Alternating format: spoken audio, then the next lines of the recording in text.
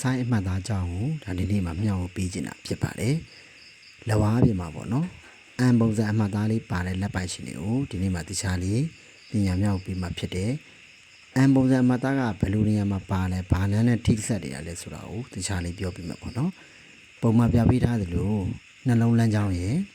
ကန်လမ်းကြောင်းရယ်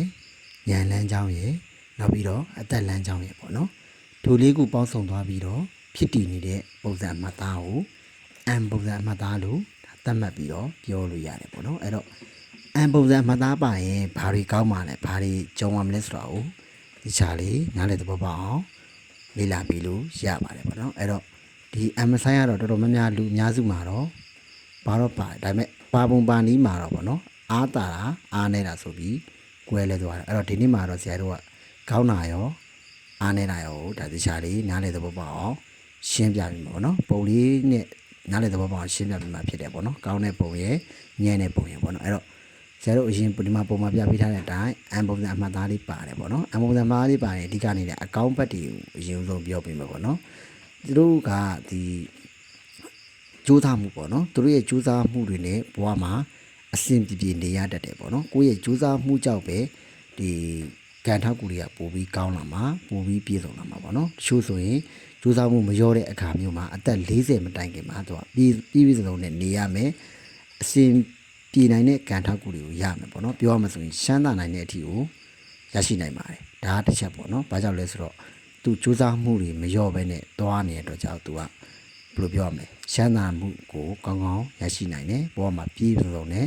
အဆင်ပြေနေရမယ်ပေါ့နော်သူကတပားသူကိုကူညီပေးကမ်းခြင်းနဲ့စိတ်တွေအပြည့်ရှိတယ်အလူတန်းတွေဘဝမှာလောက်ကင်လှူဒန်းရမယ်ပေါ့နော်ပြုလုပ်လှူဒန်းရမယ်ဥဆောင်လှူဒန်းရမယ်စသဖြင့်ပေါ့နော်ဒီလိုရိုင်းနဲ့ပတ်သက်ပြီးသူ့မှာအလူအတန်းတွေကောင်းတယ်ငွေကြီးကံတွေကောင်းတယ်အစဉ်ပြေမှုကံတွေကောင်းတယ်ပေါ့နော်ပြီးပြစုံနေရမယ်ဆိုတဲ့သဘောတရားကိုပြတယ်တခုရှိတာက M sign ပါရင်တေချာပေါက်ကြိုးစားဖို့လိုရတယ်ပေါ့နော်ကြိုးစားပါဆိုတာအတိုင်းကြိုးစားရဲဆိုတဲ့သဘောတရားကိုလည်းပြောချင်တာမဟုတ်ဘူးပေါ့နော်တင့်နဲ့ဒီလုံနာဝရိယလေးရှိပြီးတော့သွားမယ်ဆိုရင်သူကအသက်ကြီးပိုင်းတွေကိုကံထောက်ကိုပို့ပြီးတော့ကောင်းနိုင်တယ်ကောင်းကောင်းခံစားရမှာပေါ့နော်ကိုကြိုးစားမှုတွေကိုဘဝမှာကောင်းကောင်းခံစားရမယ်အဲ့တော့ကြိုးစားမှုရပ်သွားလို့မရဘူးပေါ့နော်M ပုံစံမှတ်သားပေါ့နော်အားနေတဲ့လက်ပုံစံဖြစ်နေတယ်ဆိုရင်ပေါ့နော်သူရဲ့ဘဝမှာလက္ခဏာရှင်ကစိတ်ပင်ပန်းရမယ်စိတ်ညစ်မှုအခက်အခဲလေးတွေကိုဘဝမှာရင်ဆိုင်ရနိုင်တယ်ပေါ့နော်အမားတချို့ကြောင့်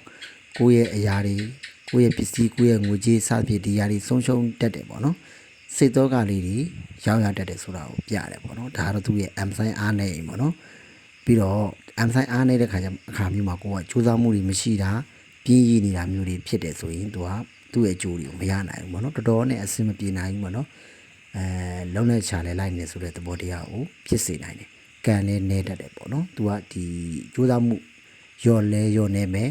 M sign ကလည်းအားနေမယ်ဆိုရင်ထင်သလိုမရနိုင်ဘူးပေါ့နော်ချို့ဆိုရင်တက်40ကျော်မှကောင်းတာမျိုးချို့ကြတော့လည်းအသက်40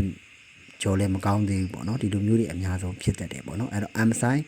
ပါတယ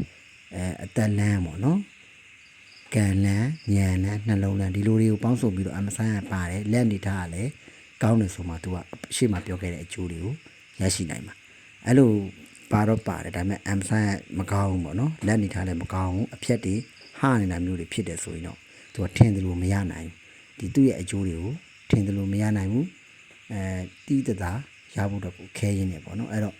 M sign ပါပြီးအားနေတယ်ဆိုရင်ဘဝမှာလူပင်ပန်းမယ်စိတ်ပင်ပန်းရမယ်ဒီຢာတွေနဲ့ပတ်သက်ပြီးကိုလုပ်တဲ့အရာတွေကိုသွားတဲ့အရာတွေမှာအခက်အခဲလေးတွေအတားအဆီးတွေဖြစ်ပေါ်မှာနော်တခါမကရင်ဆိုင်ရတတ်တယ်ပေါ့နော်အမားတွေရှိနိုင်တယ်အမားဆိုတာကလည်းဒီတည်မှားတဲ့အရာမျိုးတွေမဟုတ်ဘူးပေါ့နော်ဘွားနဲ့စတဲ့ဘွားနဲ့ရှိပြီးစတဲ့အရာမျိုးတွေမှားတာမျိုးဆိုလိုတာအဓိကကတော့သူ့မှာကြိုးစားမှုရှိမှသူကလည်းတင်းတဲ့အနေအထားတစ်ခုရောက်မှာအဲ့တော့ကို့မှာ M sign ပါရင်ကောင်းကောင်းဆူဆူကြိုးစားပါကြိုးစားမှုရက်လို့မရဘူးအဲ့လိုရှေ့မှာပြောခဲ့သလိုတင်းတဲ့လုံနာဝရိယနဲ့သွားမယ်ဆိုရင်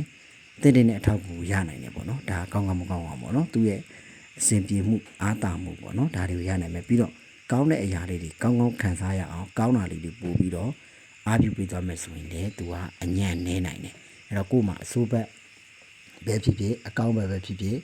်ပါတယ်ဆိုရင်ကိုကဒီຢာလေးနဲ့တွက်ပြီးတော့သွားလို့ရတယ်ပေါ့နော်